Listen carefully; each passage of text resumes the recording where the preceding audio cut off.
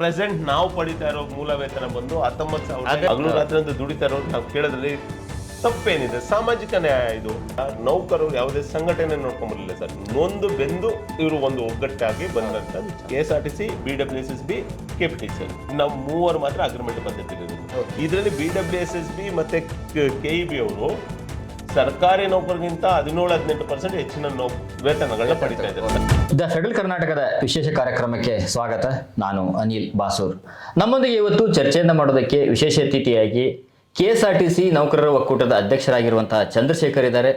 ಅವರು ಏನೆಲ್ಲ ಸಮಸ್ಯೆಗಳು ಅಂದರೆ ಸಾರಿಗೆ ಇಲಾಖೆ ಸಿಬ್ಬಂದಿ ಸಮಸ್ಯೆಗಳಿದ್ದಾವೆ, ಅದರ ಜೊತೆಗೆ ಸರ್ಕಾರ ಏನು ಪರಿಹಾರ ಕೊಡಬೇಕಾಗಿದೆ ಮತ್ತು ಅವರು ನಡೆಸಿರುವಂಥ ಹೋರಾಟ ಏನು, ಅವರು ಸರ್ಕಾರವನ್ನು ಕೇಳ್ತಿರೋದೇನು, ಈ ಎಲ್ಲ ವಿಚಾರಗಳ ಕುರಿತಂತೆ ಅವರನ್ನು ಕೇಳಿ ತಿಳಿದುಕೊಳ್ಳೋಣ. ಸರ್, ಕಾರ್ಯಕ್ರಮಕ್ಕೆ ನಿಮಗೆ ಸ್ವಾಗತ. Thank you sir. ಮೊದಲನೇದಾಗಿ ಈಗಾಗಲೇ ಶಕ್ತಿ ಯೋಜನೆ ಬಂತು, ಹಲವಷ್ಟು ಯೋಜನೆಗಳು KSRTC ಅಂದರೆ ಸಾರಿಗೆ ಇಲಾಖೆಯಲ್ಲಿ ಬರ್ತಾ ಇದ್ದಾವೆ. ನಿಮ್ಮ ಒಂದು ಕೆಲಸ ಯಾವ ರೀತಿಯಾಗಿ ನಡೀತಾ ಇದೆ ಸರ್? ಈಗ ಶಕ್ತಿ ಯೋಜನೆ ಬರೋದಕ್ಕಿಂತನೂ ಮೊದಲು ನಮ್ಮ ಸಂಸ್ಥೆಗಳು ಆರ್ಥಿಕವಾಗಿ ಏನು ಕೋವಿಡ್ ಕಾರಣದಿಂದ ಮತ್ತು ಇಂದಿನ ಸರ್ಕಾರಗಳು ನಮ್ಮ ಸಂಸ್ಥೆನ ಒಂದು ರೀತಿ ಮಲತಾಯಿ ಧೋರಣೆ ಅಂತ ತೋರಿಸಿದ್ದಕ್ಕೋಸ್ಕರನೋ ಏನೋ ಗೊತ್ತಿಲ್ಲ, ಆ ರೀತಿಯ ಒಂದು ವಿಚಾರಗಳನ್ನ ಅವರು ಮಾಡ್ಕೊಂಬಂದಿರೋದ ಕಾರಣ ನಮ್ಮ ಸಂಸ್ಥೆಯಲ್ಲಿ ಏನು 1,25,000 ಜನ ನೌಕರರಿದ್ದರು, ಅವರೆಲ್ಲನೂ ಹಂತ ಹಂತವಾಗಿ ರಿಟೈರ್ಡ್ ಆದವರು ಮತ್ತು ಅನ್ಯ ಕಾರಣಗಳಿಂದ ನಿಧನರಾಗಿರೋರು, ಇದೆಲ್ಲ ಸೇರಿದ್ರೆ ಒಟ್ಟಾರೆಯಾಗಿ 1,04,000 ಅಷ್ಟು ಎಂಪ್ಲಾಯ್ಮೆಂಟ್ನ ಕಮ್ಮಿಯಾಗಿ ಹೋಗಿತ್ತು.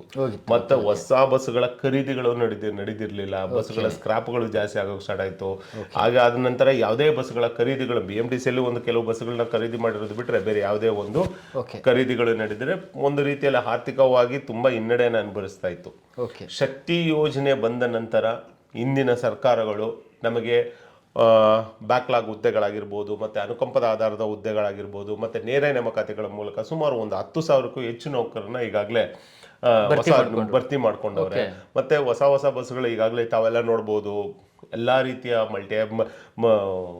ಏನು ಅತ್ಯಾಧುನಿಕ ಬಸ್ಗಳು, ಮಲ್ಟಿ ಆಕ್ಸಲ್ ಬಸ್ಗಳು ಹಿಡಿದು ಮತ್ತು ಆರ್ಡಿನರಿ ಬಸ್ಗಳವರೆಗೂ ಎಲ್ಲ ಬಸ್ಗಳ ಖರೀದಿಗಳನ್ನು ನಡೀತಾ ಇರೋದು ಮತ್ತು ಯಥಾಸ್ಥಿತಿಗೆ ಸಂಸ್ಥೆಗಳು ಬರೋದಕ್ಕೆ ಕಾರಣ ನಮ್ಮ ಈ ಶಕ್ತಿ ಯೋಜನೆ ಅಂತ ನಮ್ಮ ಅಭಿಪ್ರಾಯ.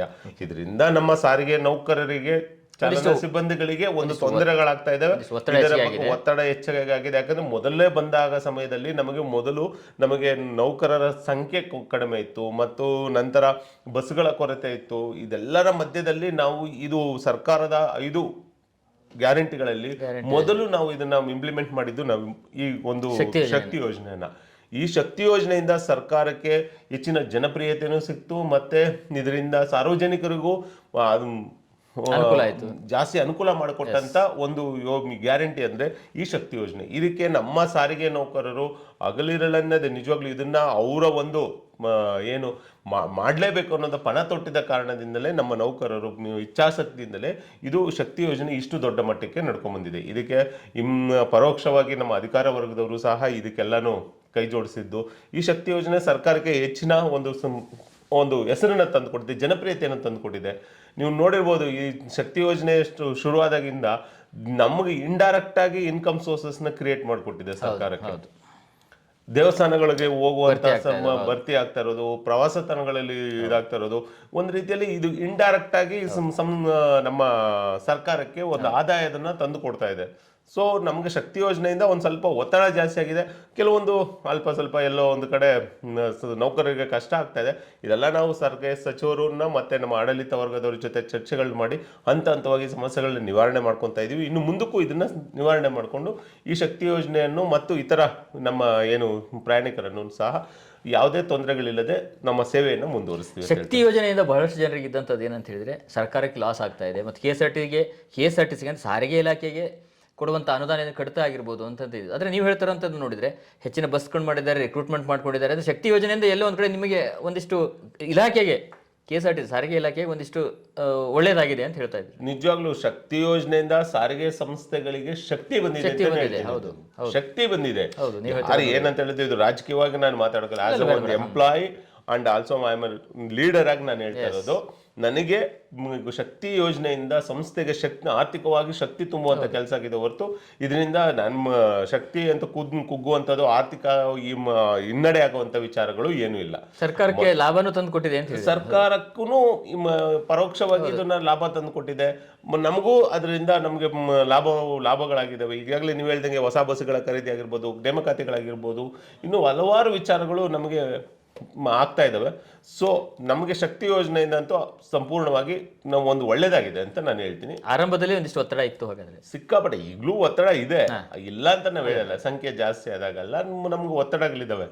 ಬಟ್ ಅದಕ್ಕಂತ ನಾವು ಯೋಜನೆ ಸರಿ ಇಲ್ಲ ಅಂತ ನಾವು ಹೇಳಕ್ ಬರಲ್ಲ. ಸರಿ.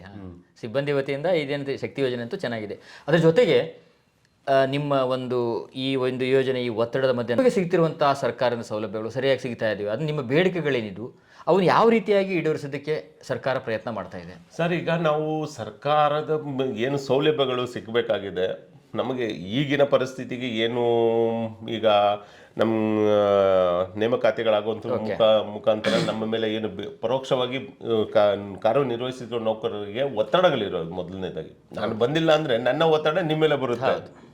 ಸೊ ಒಂದು ಹಂತದಲ್ಲಿ ಅದು ಒಂದು ಕಡಿಮೆ ಆಗ್ತಾ ಇದೆ. ನೇಮಕ ಆಗಿದ್ದರಿಂದ ಬಸ್ಸುಗಳ ಖರೀದಿ ಆಗಿ ಹೊಸ ಬಸ್ಸುಗಳು ಬರ್ತಾ ಇರೋದ್ರಿಂದ ನಮ್ಮ ಚಾಲನಾ ಸಿಬ್ಬಂದಿಗಳಾಗಿರ್ಬೋದು, ತಾಂತ್ರಿಕ ಸಿಬ್ಬಂದಿಗಳಿಗೆ ಮತ್ತೆ ಏನು ರಿಪೇರಿ ಆಗಿರೋ ಬಸ್ಗಳನ್ನ ಮತ್ತೆ ರಿಪೇರಿ ಮಾಡೋದು, ಸರಿಪಡಿಸ್ಕೊಂಡು ಗಾಡಿಗಳು ಓಡಿಸೋದು ಕಷ್ಟಗಳನ್ನ ಅದು ಒಂದು ಸ್ವಲ್ಪ ಸರಿ ಮಾಡಿಕೊಟ್ಟವ್ರೆ. ನಂತರ ಈಗ 1 ಕೋಟಿ ಸ್ಕೀಮ್ ಏನು ಮಾಡಿದ್ದಾರೆ. 1 ಕೋಟಿ ಈಗ BMTC ಮೊನ್ನೆ 1.5 ಕೋಟಿ ಕೊಟ್ಟವ್ರೆ. ಸೊ ಇದು ಒಂದು ರೀತಿಯಲ್ಲಿ. ಮತ್ತೆ ಈಗ ನಗದು ರಹಿತ ಆರೋಗ್ಯ ಯೋಜನೆ ಅಂತ ಅಂದ್ಕೊಟ್ಟವ್ರೆ.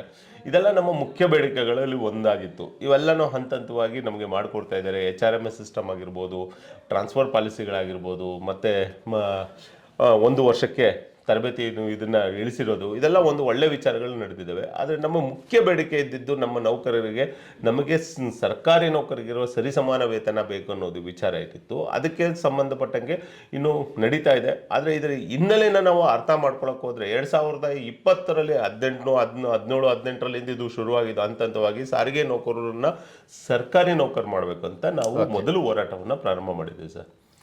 ಎಲ್ಲ ಮನವಿ ಪತ್ರಗಳು ಹಿಂದಿನ ಸರ್ಕಾರದ ಬಳಿ ನಾವು ಮನವಿ ಪತ್ರಗಳನ್ನ ಕೊಟ್ವಿ, ಸಣ್ಣ ಪುಟ್ಟ ಶಾಂತಿಯುತ ಹೋರಾಟಗಳನ್ನ ಮಾಡಿದ್ವಿ. ಎಲ್ಲ ಒಂದು ಹಂತಕ್ಕೆ ಬಂದಾಗ 2020 ಡಿಸೆಂಬರ್ 10ನೇ ತಾರೀಕು ನಾವು ಒಂದು ಬೃಹತ್ ರ್ಯಾಲಿಯನ್ನ ಮಾಡಿದ್ವಿ ಸರ್.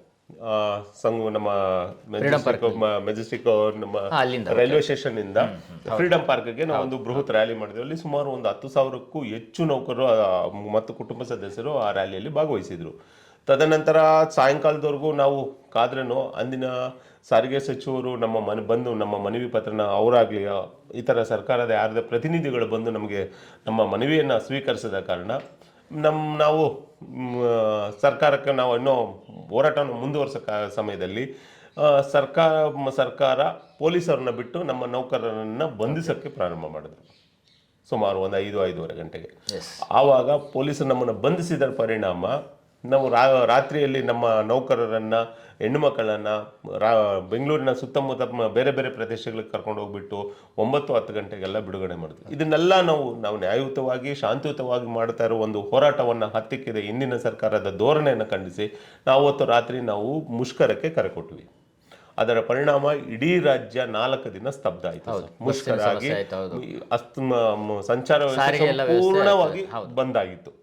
ಸೊ ಆವಾಗ ಇಂದಿನ ಸರ್ಕಾರ ನಮಗೆ ಸರ್ಕಾರಿ ನೌಕರರನ್ನ ಮಾಡೋಕ್ಕಾಗಲ್ಲಪ್ಪ, ಅದು ತುಂಬ ದೊಡ್ಡ ವಿಚಾರ, ನಾವು ಅದನ್ನೆಲ್ಲ ಮಾಡೋಕ್ಕಾಗಲ್ಲ, ಅದಕ್ಕೆ ಬದಲಾಗಿ ನಿಮ್ಮ ಬೇಡಿಕೆ ಏನಿದೆ ಹೇಳಿ ಅಂತ ಹೇಳಿದಾಗ ನಾವು ಸರ್ಕಾರಿ ನೌಕರಿಗಿರುವ ಸರಿಸಮಾನಾಂತರವಾದ ಸೌಲಭ್ಯಗಳಾದ 9 ಬೇಡಿಕೆಗಳನ್ನ ಇಟ್ವಿ. ಅದರಲ್ಲಿ ಮುಖ್ಯವಾಗಿ ನಮಗೆ ಬೇಕಾಗಿದ್ದು 6ನೇ ವೇತನದ ಆಯೋಗದ ಮಾದರಿಯಲ್ಲಿ ಸರಿಸಮಾನ ವೇತನ ಬೇಕು ಅಂತ ಕೇಳಿದ್ವಿ. ಆ ಸಮಯದಲ್ಲಿ 6ನೇ ವೇತನ ಆಯೋಗ ಆಗಿರಲಿಲ್ಲ.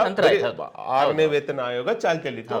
ಸೊ ನಾವು ಆವಾಗ ನಾವೇನ್ ಮಾಡಿದ್ವಿ, ಸರ್ಕಾರನೇ ಆಗೋದೇ ಇಲ್ಲ ಅಂದಾಗ, ಇನ್ನು ಕೂತ್ಕೊಂಡಾಗ ಮಾತುಕತೆಗಳು ಹಗ್ಗ ಜಗಳ ಕಿತ್ತಾಕೋಗ್ ಬದಲು ನಮಗೆ ಅದ್ರ ಸರಿಸಮಾನಾಂತರವಾದ ಏನು ಸೌಲಭ್ಯಗಳು ಬೇಕು ಅಂತ ಕೇಳಿದಾಗ ಸರ್ಕಾರವೇ ಲಿಖಿತವಾಗಿ ಬರ್ಕೊಡ್ತು. ಅಂದಿನ ಸಾರಿಗೆ ಸಚಿವರಾಗಿದ್ದ ಒಂದು ಲೆಟರ್ ಪ್ಯಾಡ್ ಅಲ್ಲಿ ಅವರ ಸಹಿ ಆಗಿರುವ ಒಂದು ಪತ್ರದಲ್ಲಿ ನಮಗೆ ಲಿಖಿತವಾಗಿ ಬರ್ಕೊಟ್ರು. ಸಾರಿಗೆ ಸಚಿವರು ಅನ್ನೋದು ಮುಖ್ಯ ಅಲ್ಲ, ಅವತ್ತು ಸರ್ಕಾರದ ಒಂದು ಭಾಗವಾಗಿದ್ರು ಅವರು.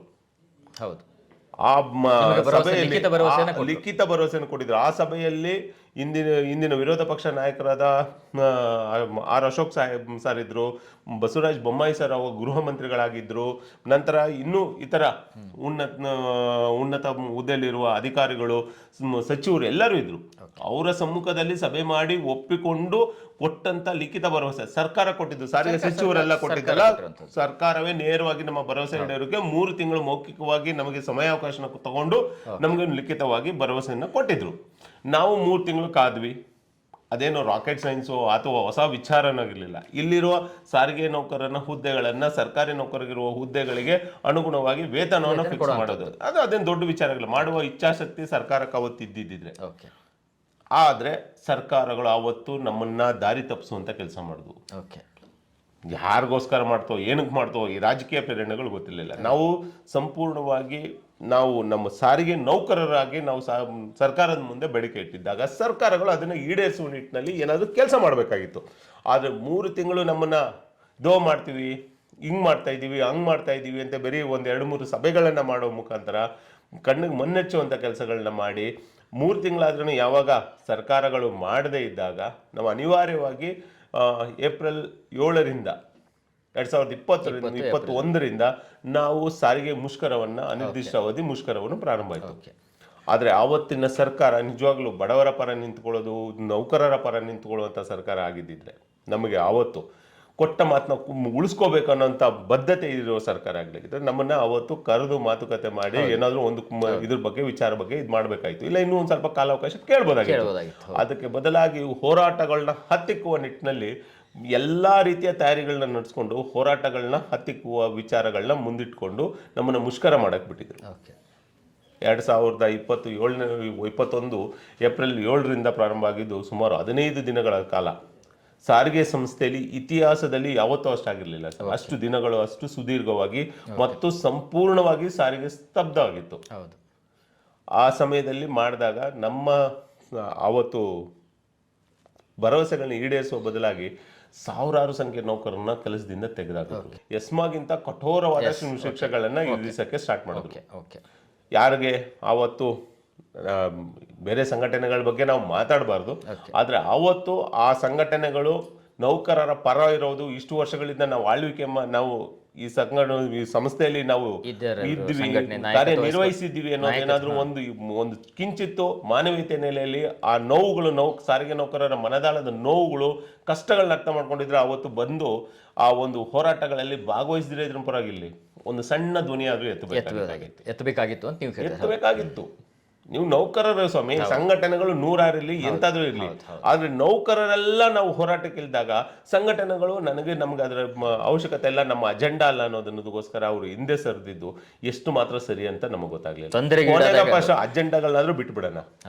ಅಷ್ಟು ನೌಕರರು ತೊಂದರೆಗೆ ಒಳಗಾದಾಗ, ಸಾವಿರಾರು ನೌಕರನ್ನ ವಜಾ ಮಾಡಿದಾಗ, ವರ್ಗಾವಣೆಗಳು ಮಾಡಿದಾಗ, ಅಮಾನತುಗಳು ಮಾಡಿದಾಗ, ನೌಕರರ ರೈತರ ದೃಷ್ಟಿಯಿಂದಾದ್ರೂ ಬಂದ್ಬಿಟ್ಟು ಒಂದು ಒತ್ತಾಯನ ಸರ್ಕಾರದ ಮೇಲೆ ಹಾಕ್ಲಿಲ್ಲ ಅವರು. ಎಷ್ಟು ನೌಕರನ್ನ ಅವಾಗ ವರ್ಗಾವಣೆ ಅಥವಾ ಸುಮಾರು 2,500 ನೌಕರರನ್ನ ಅಮಾನತು ಮಾಡಲಾಗಿತ್ತು, ವಜಾನೆ ಮಾಡಾಕಿತ್ತು. ಸುಮಾರು 2,000ಕ್ಕಿಂತ ಹೆಚ್ಚು ನೌಕರನ್ನ ವರ್ಗಾವಣೆ ಮಾಡಿದ್ರು. ಒಂದು ಕಡೆಯಿಂದ ಸುಮಾರು 300-400 ಕಿಲೋಮೀಟರ್ ದೂರಗಳಿಗೆ ವರ್ಗಾವಣೆ ಮಾಡಲಾಗಿತ್ತು. ಮತ್ತೆ ಸಸ್ಪೆನ್ಷನ್ ಅಂತೂ ಬಿಡಿ, ಲೆಕ್ಕ ಇಲ್ದಂಗೆ ಮಾಡಿ ಇಟ್ರು. ಸೊ ಇಷ್ಟೆಲ್ಲ ನಡೆದಾಗ್ಲೂ ನಮ್ಮ ಇತರೆ ಸಂಘಟನೆಗಳು, ಮುಖ್ಯವಾಗಿ ಈಗ ನಾವು ಇದ್ದೀವಿ, ನಾವು ನಮ್ಮದೇ ಪಾರಪತ್ಯ ಅಂತ ಹೇಳ್ತಾ ಇರೋ ಸಂಘಟನೆಗಳು ಅವತ್ತು ನೌಕರರಿಗೋಸ್ಕರ ಒಂದು ಸಣ್ಣ ಧ್ವನಿಯನ್ನು ಎತ್ತಲಿಲ್ಲ. ಅವಾಗ ಆಯ್ತು. ಈಗೇನು ಸಿಬ್ಬಂದಿಗಳು ಏನು ಇವರು ವಜಾ ಆದರು, ವರ್ಗಾವಣೆ ಆದರೆ ಎಲ್ಲೇ ಒಂದು ಕಡೆ ಕೆಲಸ ಸಿಗ್ತದೆ, ಅದೊಂದು ಓಕೆ. ವಜಾ ಆದಂಥ ಸಿಬ್ಬಂದಿ ಅಥವಾ ಅಮಾನತಾದಂಥ ಸಿಬ್ಬಂದಿ ಪರಿಸ್ಥಿತಿ ಏನಾಯ್ತು ಮುಂದೆ ಅಂತೇಳಿ? ಸರ್, ಇದು ಅಮಾನತು ಆದಂಥ ನೌಕರರನ್ನ ಕೆಲವು ದಿನಗಳು ಬಿಟ್ಕೊಂಡು ಅವ್ರು ರಿವೊಕೇಶನ್ ಮಾಡಬೇಕು. ರಿವೊಕೇಶನ್ ಮಾಡಿ ಬೇರೆ ಡಿಪೋಗಳು ಕೊಟ್ಟು ಅವ್ರನ್ನ ಒಂದು ಹಂತಕ್ಕೆ ಅವರು ಸರಿ ಮಾಡ್ತಾರೆ ಅನ್ನೋದಕ್ಕೆ ಅವ್ರಿಗೂ ದಂಡಗಳನ್ನ ವಿಧಿಸಿ ಒಂದೇನೋ ಒಂದು ಮಾಡಿ ಕೆಲಸ ಕೊಟ್ಟು ತಗೊಂಡ್ಬಿಡ್ತಾರೆ.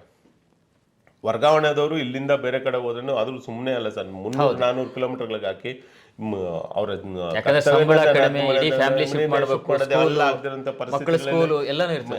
ಎಲ್ಲ ಆದ್ರೂ ಆಮೇಲೆ ಹಂತವಾಗಿ ಒಂದು 6 ತಿಂಗಳಲ್ಲಿ ಎಲ್ಲಾ ನೌಕರರನ್ನ ಅವರ ಮಾತೃ ಘಟಕಗಳಿಗೆ ಏನ್ ತಲುಪಿಸ್ಬೇಕಾಯ್ತು ಅದು ನಮ್ಮ ನೌಕರ ಕೂಟ ಮತ್ತು ಇತರ ನಮ್ಮ ಪದಾಧಿಕಾರಿಗಳು ಮತ್ತೆ ನಮ್ಮ ನೌಕರರೆಲ್ಲರೂ ಸಾಥ್ ಕೊಟ್ಟ ಕಾರಣದಿಂದ ಅದು ಹಂತಕ್ಕೆ ಅದು ವರ್ಗಾವಣೆ ಸಮಸ್ಯೆನೂ ನಿವಾರಣೆ ಆಯಿತು.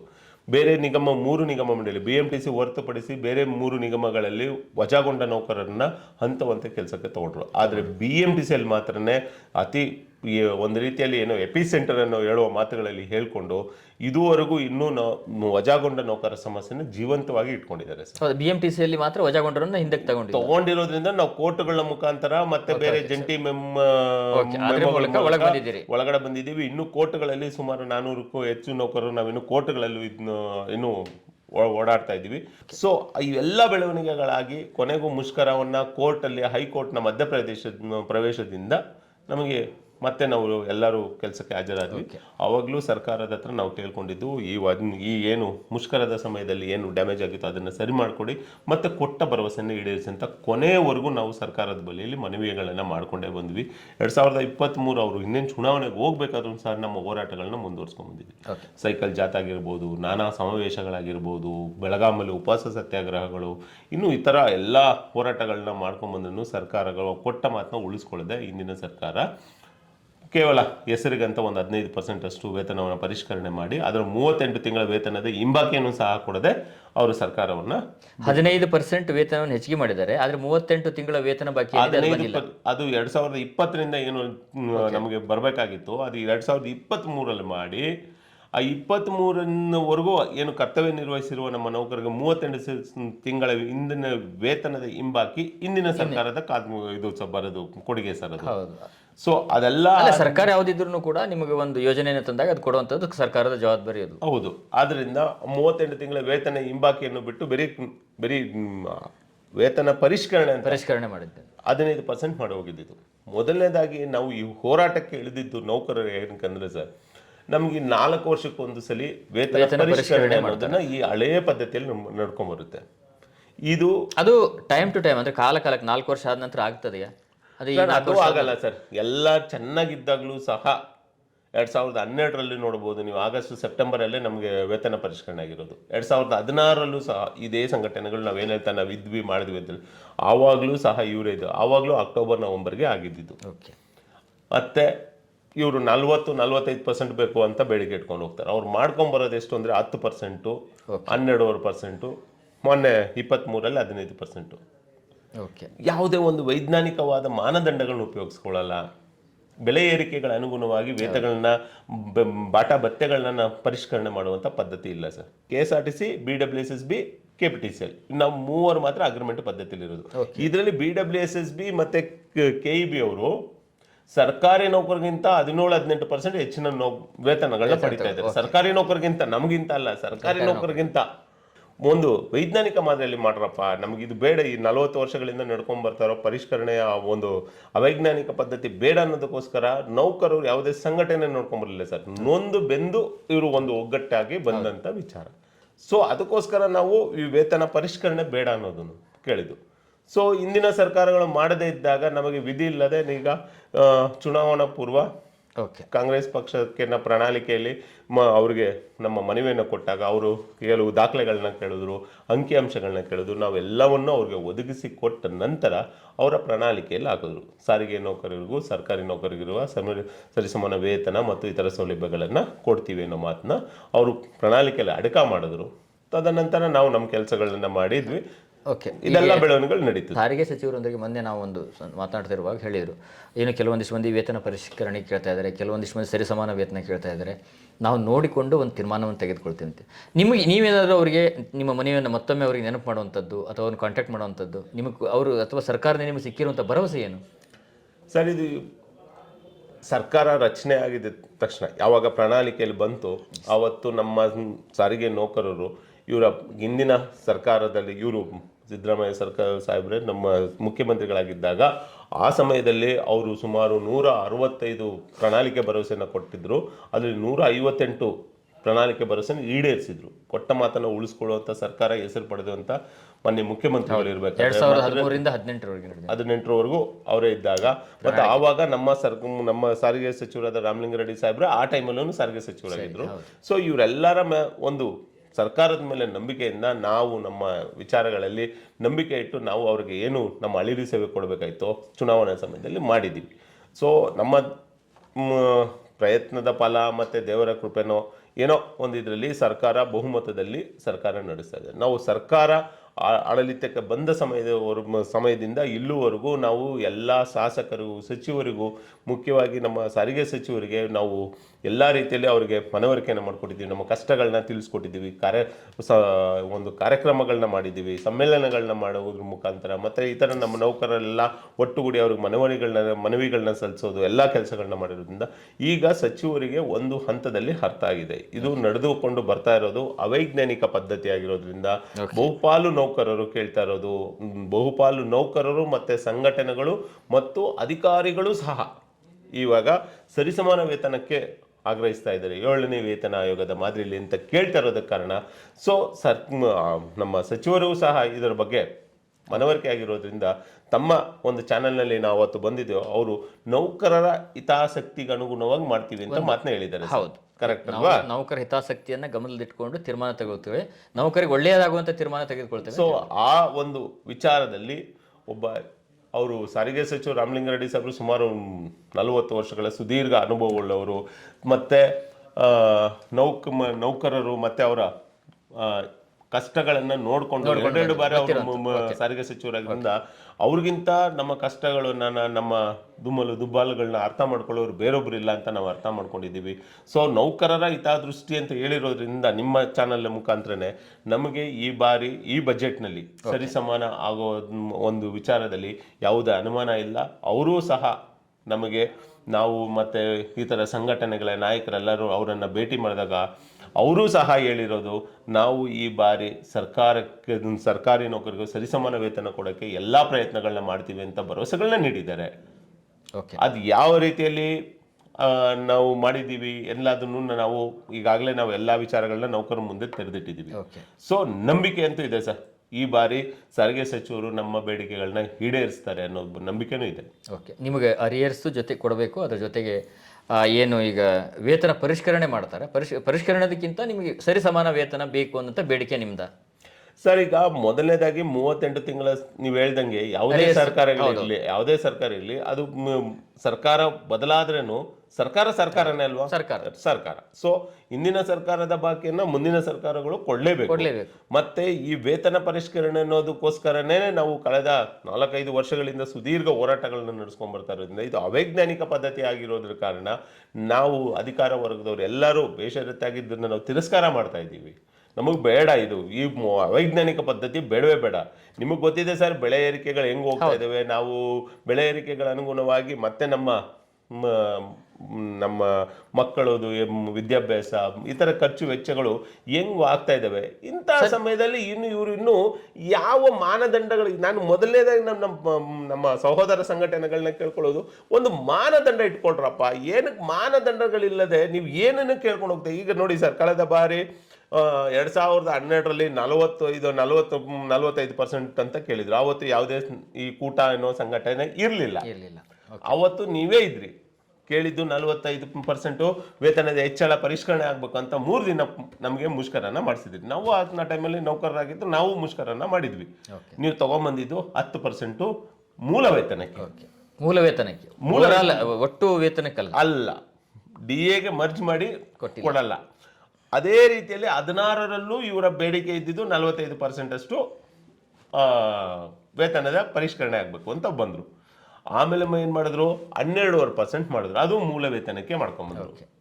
ಅದು ದೊಡ್ಡ ಗ್ರಾಸ್ ಔಟ್ಫ್ಲೋಯಿಂಗು ಅದು ಇದು ಅಂತೆಲ್ಲ ಹಗ್ಗ ಜಗ್ಗಟ್ಟೆಲ್ಲ ನಡೀತು.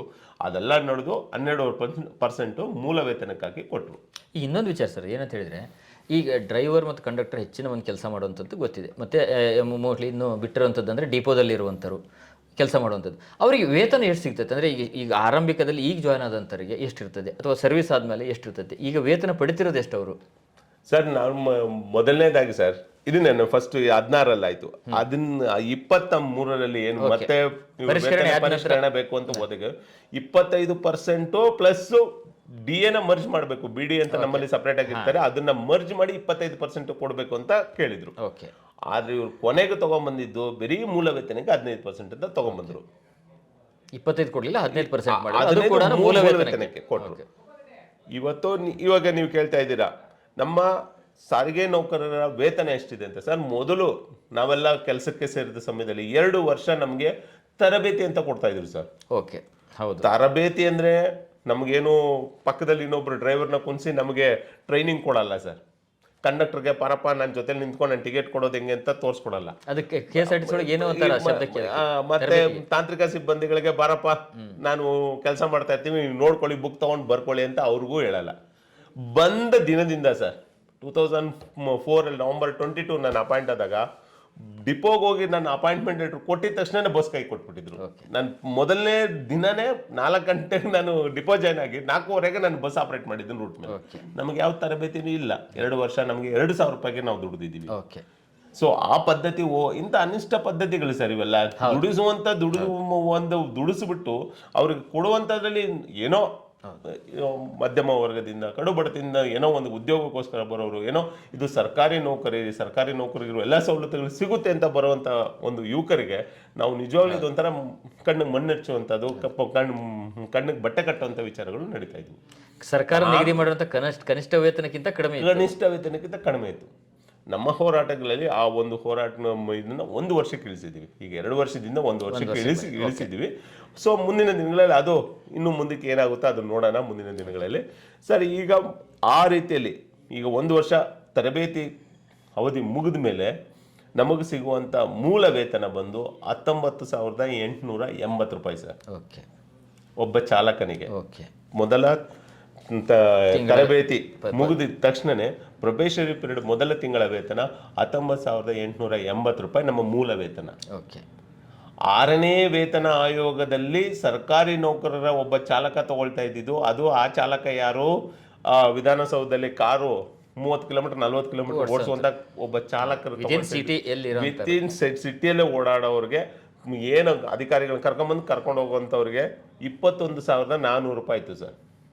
6ನೇ ವೇತನ ಆಯೋಗ ಸರ್. 7ನೇ ವೇತನದ ಬಗ್ಗೆ ಇನ್ನೂ ನಾನು ಮಾತಾಡೋಕ್ಕಾಗಿಲ್ಲ.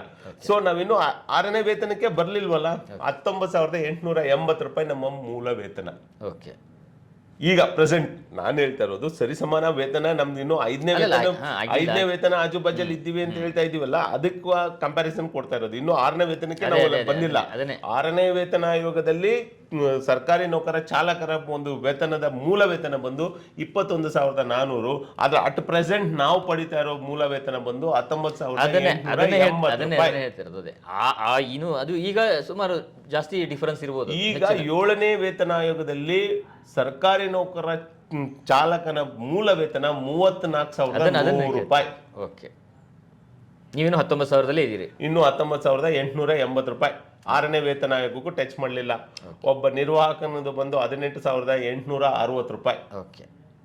ಅಲ್ಲೇ ಅಟೆಂಡರ್ ತಗೊಳ್ತಾರೆ ಸರ್. ಅಲ್ಲಿ ಒಬ್ಬ ತಾಂತ್ರಿಕ ಸಿಬ್ಬಂದಿ ಪಾಪ ಡಿಪ್ಲೊಮೊ ಎಲ್ಲ ಮುಗಿಸ್ಕೊಂಡ್ ಬರೋರು, ಡಿಪ್ಲೊಮೊ ಇಂಜಿನಿಯರಿಂಗ್ಗಳೆಲ್ಲ ಬಂದವ್ರೆ ನಮ್ಮ ಮೆಕ್ಯಾನಿಕ್ಗಳಿಗೆಲ್ಲ. ನಮ್ಮ ಕಂಡಕ್ಟರ್ಗಳು ಈಗೆಲ್ಲ ಡಿಗ್ರಿಗಳು, ಡಬಲ್ ಡಿಗ್ರಿಗಳೆಲ್ಲ ಬಂದವ್ರೆ. ಅವ್ರಿಗೆಲ್ಲಾನು ನಾವು 18,860 ರೂಪಾಯಿ ಮೂಲ ವೇತನ. ಸೆಕ್ಯೂರಿಟಿ ಅವ್ರಿಗೂ 860 ರೂಪಾಯಿ, 18,860 ರೂಪಾಯಿ. ಇವರು 3 ಸ್ಕೇಲು ಒಂದರಲ್ಲಿ ಬರ್ತಾರೆ. ಈಗ ಅಂದ್ರೆ ನೀವು ಕೇಳ್ತಿರುವಂಥದ್ದು ವೇತನ ಪರಿಷ್ಕರಣೆ ಆಗೋದ್ರ ಬದಲಿ ಸರಿಸಮಾನ ವೇತನನೇ ಬೇಕು ಸರ್. ಇದು ಸಾಮಾಜಿಕ ನ್ಯಾಯ ಸರ್. ನಾವು ಕೇಳ್ತಾ ಇರೋದು ನ್ಯಾಯಬದ್ಧವಾಗಿ ಭಾರತದ ಸಂವಿಧಾನದ ಅಡಿಯಲ್ಲಿರುವ ಸಮಾನ ಕೆಲಸಕ್ಕೆ ಸಮಾನ ಕೂಲಿ ಅಂತ ನಾವು ಕೇಳ್ತಾ ಇರೋದು. ನಾನು ಬೇರೆ ಏನು ಕೇಳ್ತಾ ಇಲ್ಲ. ನಾವು KBK ಅಥವಾ BWSS ತರ ಸಂಬಳ ಕೊಡಿ ಅಂತ ನಾವು ಕೇಳ್ತಾ ಇಲ್ಲ. ಕೇಳಿದ್ರೆ ಇನ್ನೂ ನೀವು ಕೊಡಕ್ಕೂ ಆಗಲ್ಲ, ಅಷ್ಟು ದೊಡ್ಡ ಮೊತ್ತದ ಅಲ್ಲಿ ಆಗುತ್ತೆ. ಅದಕ್ಕೆ ಬದಲಾಗಿ ನೀವು ಸರ್ಕಾರಿ ನೌಕರಿಗಿರುವ ಸರಿಸಮಾನ ವೇತನ ಮಾಡಿ ಅಂತ. ಇದಕ್ಕೆ ನಮ್ಮ ಇತರ ಸಂಘಟನೆ, ನಮ್ಮ ಸಂಘಟನೆಗಳೇನಿದಾವೆ ಇವರು ಸರಿಸಮಾನ ವೇತನ ಬೇಡ ಅಂತಾರೆ. ಅದು ಯಾಕೆ ಬೇಡ ಅಂತ ಇದ್ದಾರೆ ಅಂತ ನನಗೊಂದು ಈ ಸರ್ಕಾರ ಕೊಡುವಂಥದ್ದು ಸಂಘಟನೆಗಳೇನು ಕೊಡೋದಿಲ್ಲ ಅದಕ್ಕೆ ದುಡ್ಡನ್ನು. ಖಂಡಿತ ಸರ್ಕಾರ ಕೊಡುವಂಥದ್ದನ್ನ ನೀವು ನಿಮ್ಮ ಹಕ್ಕದು, ನೀವು ಸರಿಸಮಾನವಾಗಿ ಕೇಳ್ತಿರುವಂಥದ್ದು ನಿಮ್ಮ ಹಕ್ಕದು. ಈ ಹಕ್ಕನ್ನು ಪಡೆಯೋದಕ್ಕಾಗಿ ಎಲ್ಲ ಸಂಘಟನೆಗಳಿಗೂ ಒಟ್ಟಾಗಿ ಒಂದು ಹೋರಾಟ ಮಾಡಿದ್ರೆ ಸರ್ಕಾರದ ಮೇಲೆ ಒತ್ತಡ ಹೆಚ್ಚಿಗೆ ಆಗಿ ಅದು ಬೇಗ ಆಗೋದು.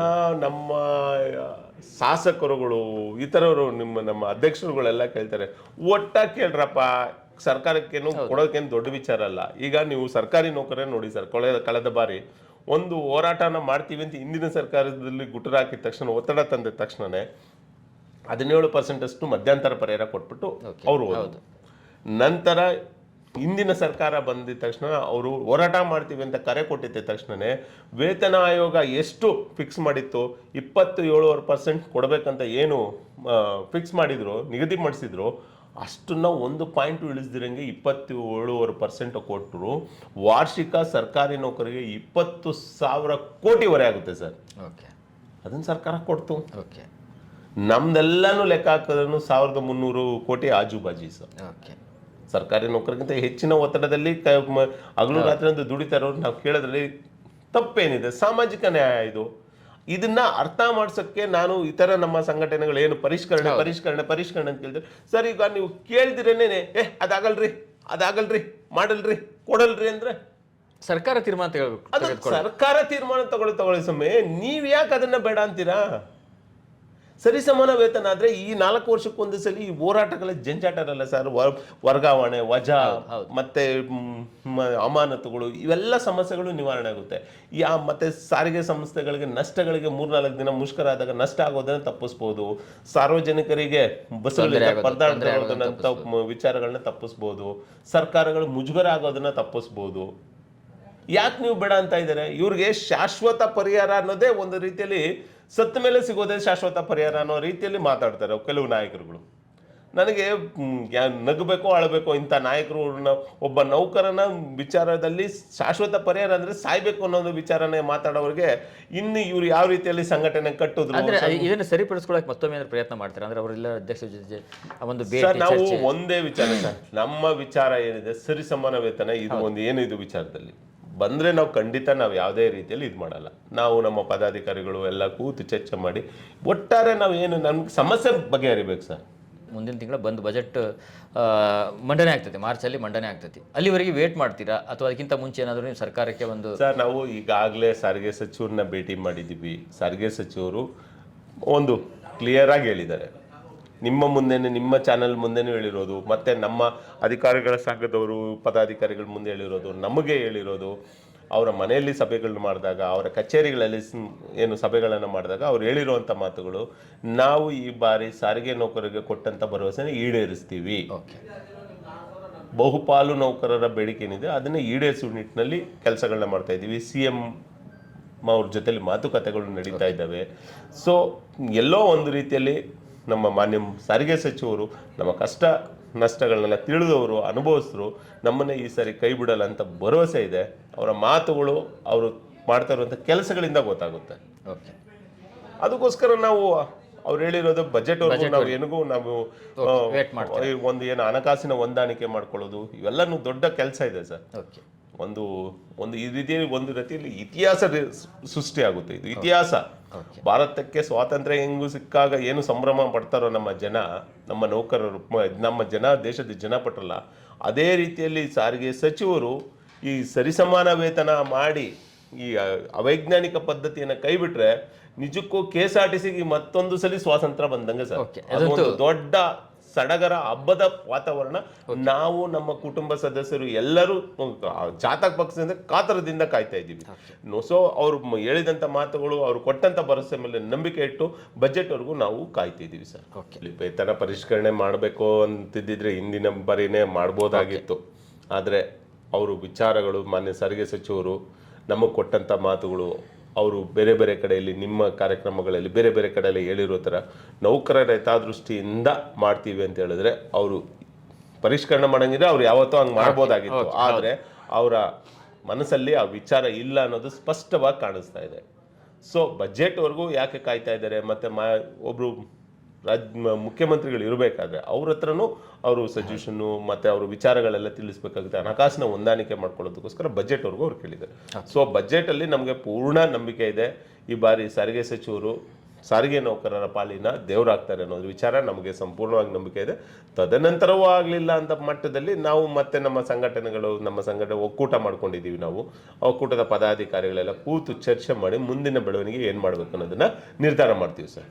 ಓಕೆ, ಧನ್ಯವಾದಗಳು ಚಂದ್ರಶೇಖರ್ ಅವರು. ಏನಂತ ಹೇಳಿದ್ರೆ ಇಷ್ಟೊತ್ತಿನವರೆಗೂ ಕೂಡ ಸಾರಿಗೆ ಇಲಾಖೆ ಸಿಬ್ಬಂದಿ ಎದುರಿಸ್ತಿರುವಂತಹ ಸಮಸ್ಯೆಗಳೇನು ಮತ್ತು ಅವಕ್ಕೆ ಸರ್ಕಾರ ಯಾವ ರೀತಿಯಾಗಿ ಒಂದು ಸ್ಪಂದನೆಯನ್ನು ಮಾಡ್ಬೋದು, ಅವರ ಬೇಡಿಕೆಗಳನ್ನು ಈಡೇರಿಸ್ಬೋದು. ಜೊತೆಗೆ ವೇತನ ಪರಿಷ್ಕರಣೆ ನಮಗೆ ಬೇಕಾಗಿಲ್ಲ, ಆದರೆ ನಮಗೆ ಬೇಕಾಗಿರುವಂಥದ್ದು ಸರಿಸಮಾನವಾದಂಥ ವೇತನ ಎಂಬಂತಹ ಒಂದು ಅಭಿಪ್ರಾಯವನ್ನು, ಒತ್ತಡವನ್ನು ಅಥವಾ ತಮ್ಮ ಅಹವಾಲನ್ನು ಸರ್ಕಾರದ ಮೇಲೆ ಚಂದ್ರಶೇಖರ್ ಅವರು ಹಾಕ್ತಾ ಇದ್ದಾರೆ. ನಿಮಗೆ ಒಂದು ಸರಿಸಮಾನವಾದಂಥ ಒಂದು ವೇತನ ಸಿಗಲಿ ಅಂತ ಹಾರೈಸ್ತಾ ಈ ಕಾರ್ಯಕ್ರಮವನ್ನು ನಾವು ಮುಗಿಸ್ತಾ ಇದ್ದೇವೆ.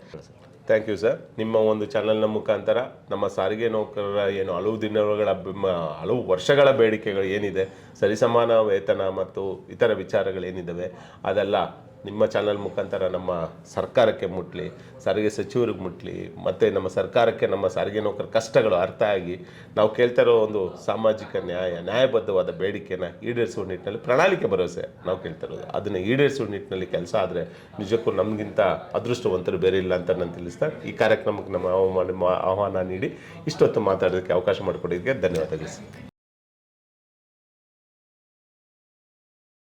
ಹೆಚ್ಚಿನ ಸುದ್ದಿ ಅಪ್ಡೇಟ್ಗೆ ಈಗಲೇ the federal Karnataka YouTube page ಅನ್ನು ಸಬ್ಸ್ಕ್ರೈಬ್ ಮಾಡಿ.